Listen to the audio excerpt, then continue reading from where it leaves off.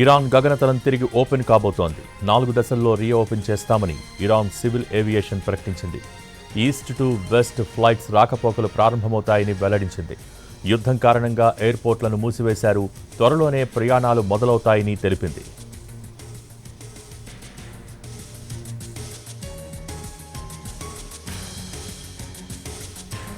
ఇక America, Iran రెండో విడత చర్చలకు ముందు అలజడి పెరుగుతోంది. హర్మూజ్ వేదికగా ఉద్రిక్తత పెరుగుతోంది. అమెరికా నావల్ బ్లాకెట్పై ఆగ్రహంతో రగిలిపోతున్న ఇరాన్ హర్మూజ్ జలసంధిని పూర్తిగా మూసేసింది. దీంతో రేపు ఇస్లామాబాద్లో చర్చలు జరుగుతాయా, చివరి క్షణంలో చర్చలు జరుగుతాయా అన్నది ఉత్కంఠగా మారింది. హర్మూజ్ వేదికగా పెరుగుతున్న ఉద్రిక్తత శాంతి చర్చలపై ప్రతిష్టంభనకు కారణమయ్యే అవకాశం ఉంది.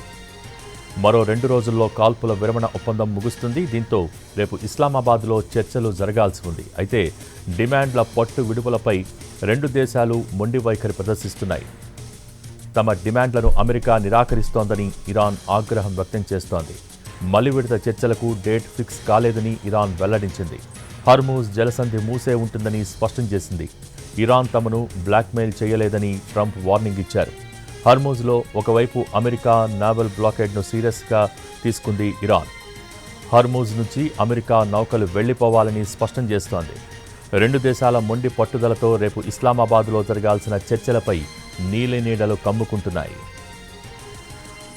ఒకవైపు రేపు ఇస్లామాబాద్ వేదికగా అమెరికా, ఇరాన్ రెండో విడత చర్చలు జరుగుతాయని భావిస్తున్న తరుణంలో ఇరాన్ డిప్యూటీ విదేశాంగ మంత్రి చేసిన వ్యాఖ్యలు సంచలనంగా మారాయి. రెండో దఫా చర్చలకు అసలు డేట్ ఫిక్స్ కాలేదని ఆయన వ్యాఖ్యానించారు. అసలు చర్చల ఫ్రేమ్వర్క్ సెట్ కానప్పుడు చర్చలు ఎలా జరుగుతాయని ఆయన వ్యాఖ్యానించారు. హర్మూజ్ జలసంధి మూసే ఉంటుందని స్పష్టం చేశారు. ఇరాన్ డిమాండ్లను అమెరికా నిరాకరించడంతో మరోసారి ప్రతిష్టంభన నెలకొంటోంది. ఇరాన్తో డీల్ కుదిరే వరకు హర్మూజ్ నుంచి వైదొలిగే ప్రసక్తే లేదని ట్రంప్ స్పష్టం చేశారు. నావల్ బ్లాకేడ్ కొనసాగుతుందని చెప్పారు. ఒకవైపు ఇరాన్తో చర్చలు మంచి వాతావరణంలో జరుగుతాయంటూనే ఇరాన్ తమను బ్లాక్మెయిల్ చేయలేదని ట్రంప్ సీరియస్గా రియాక్ట్ అయ్యారు. ఇరాన్, అమెరికా వ్యవహారం మళ్లీ మొదటికొచ్చింది. ఒకవైపు చర్చలకు సిద్ధమంటూనే రెచ్చగొట్టే పనిలో ఉన్నారు ఇరు దేశాల నాయకులు. తమ ఓడరేవుల నుంచి రాకపోకలు సాగించే నౌకలను యుఎస్ ఇప్పటికీ దిగ్బంధిస్తూ ఉండడంతో Iran supreme leader Mostafa Khamenei warning ఇచ్చారు. అమెరికా బలగాలను ఘోరంగా ఓడించడానికి టెహ్రాన్ నేవీ సిద్ధంగా ఉందని హెచ్చరించారు. మరోవైపు ఇరుపక్షాలు ఉమ్మడి నిర్ణయం తీసుకునే వరకు అమెరికాతో ఎటువంటి చర్చలు జరగవన్నారు ఇరాన్ ఉప విదేశాంగ మంత్రి సయీద్ ఖతిబ్జా. ఎవరి కోసమూ హక్కులను వదులుకోబోమని స్పష్టం చేశారు.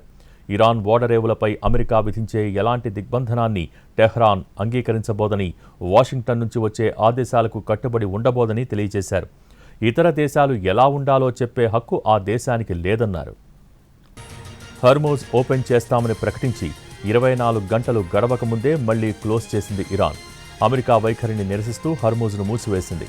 అమెరికా తన వాగ్దానాన్ని ఉల్లంఘించిందని, తమ పోర్టులకు వచ్చి వెళ్లే నౌకలను అడ్డుకుంటోందని మండిపడింది ఇరాన్. అమెరికా నేవీ బ్లాకేడ్ను నిలిపివేస్తేనే హర్మూజ్ ఓపెన్ చేస్తామని తేల్చి చెప్పింది.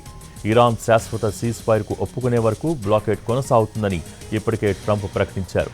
అవసరమైతే దాడులు సైతం చేస్తామని హెచ్చరించారు.